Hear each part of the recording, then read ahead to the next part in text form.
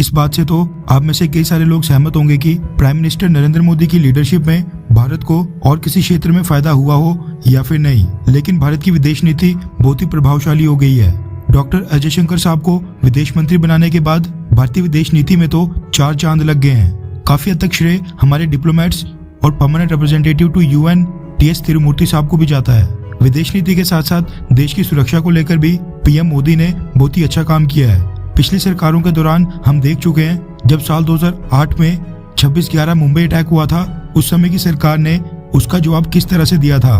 उस हमले में विदेशों के भी कई सारे नागरिकों की जान गई थी।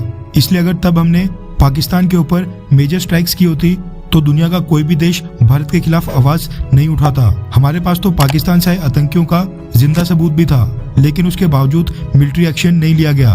मगर साल 2014 में पीएम नरेंद्र मोदी के आने के बाद सुरक्षा से समझौता बिल्कुल नहीं किया गया।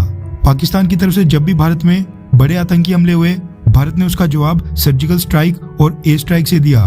पीएम मोदी के इसी एटीट्यूड और कार्यशैली को लेकर अमेरिका की डिफेंस इंटेलिजेंस ने यूएस कांग्रेस को एक रिपोर्ट सबमिट की है। दरअसल अमेरिका के office of director of national intelligence ने एक एनुअल थ्रेट असेसमेंट रिपोर्ट जारी की है, जिसमें भारत के बारे में कुछ दावे किए गए हैं। रेफरेंस के लिए आपकी स्क्रीन के ऊपर द टाइम्स ऑफ इंडिया के आर्टिकल का स्क्रीनशॉट है, जिसके मुताबिक यूएस इंटेलिजेंस एजेंसीज ने दावा किया है कि अगर पाकिस्तान ने भारत को थोड़ा भी प्रोवोक किया यानी उकसाने की कोशिश की, तो प्रधानमंत्री मोदी के अंडर भारत पाकिस्तान के खिलाफ कड़ा मिलिट्री एक्शन ले लेगा।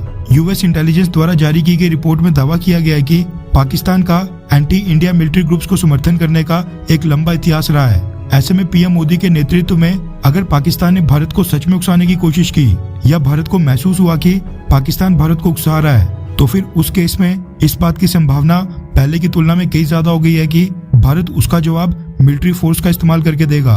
अमेरिकन इंटेलिजेंस ने इसके साथ ये भी कहा है कि बढ़े हुए तनाव के बारे में भारत और पाकिस्तान दोनों पक्षों की धारणा के कारण कश्मीर में कॉन्फ्लिक्ट के रिस्क काफी बढ़ गए हैं। ऐसे में कश्मीर के अंदर हिंसक अशांति या कोई मिलिटेंट अटैक एक पोटेंशियल फ्लैश पॉइंट के रूप में काम कर सकता है। आसान भाषा में आपको समझाता हूँ। अगर आसान भाषा में बोले तो अमेरिका की इंटेलिजेंस एजेंसीज ने दावा किया है कि अगर पाकिस्तान ने भारत को थोड़ा भी उकसाया, कोई मिलिटेंट अटैक करवाया, कश्मीर में अशांति फैलाई, ये सब पाकिस्तान ने सच में किया हो या फिर भारत को बस महसूस हुआ हो कि इसके पीछे पाकिस्तान का हाथ है, तो फिर उस केस में पीएम नरेंद्र मोदी इस बार पाकिस्तान को माफ नहीं करेंगे और उसका जवाब कोई सैन्य कार्रवाई से ही दिया जाएगा।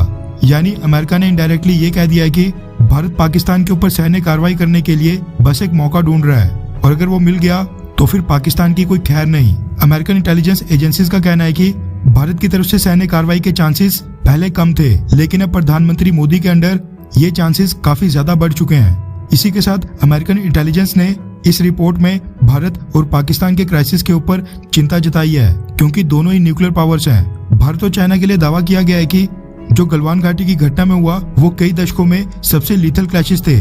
उनके कारण अब भारत और चाइना के संबंध काफी समय तक खराब ही रहेंगे। इसके साथ इस रिपोर्ट में चाइना और ताइवान को लेकर भी कई सारे दावे किए गए हैं। खैर, आपको क्या लगता है कि क्या रशिया की तरह भारत को पीओके वापस लेने के लिए आज कोई मिलिट्री ऑपरेशन करना चाहिए, हाँ या फिर नहीं?